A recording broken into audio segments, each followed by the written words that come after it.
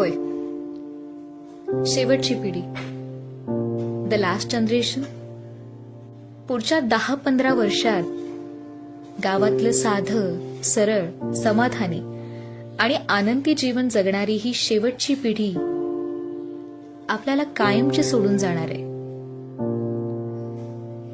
सत्य थोडं कटू आहे, पण तो जो काळ आहे ना, त्याला कोणीच थांबवू शकत नाही. एक ज्ञानाचा, कलेचा, संस्कृतीचा आणि संस्कारांचा वारसा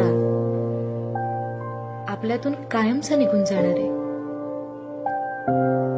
ही तीच माणसं जी गावात साध्या आणि सरळ जीवनशैलीत आनंद मानतात, गावच्या राखणदार देवचरात निसर्गाच्या प्रत्येक रूपात देव शोधतात,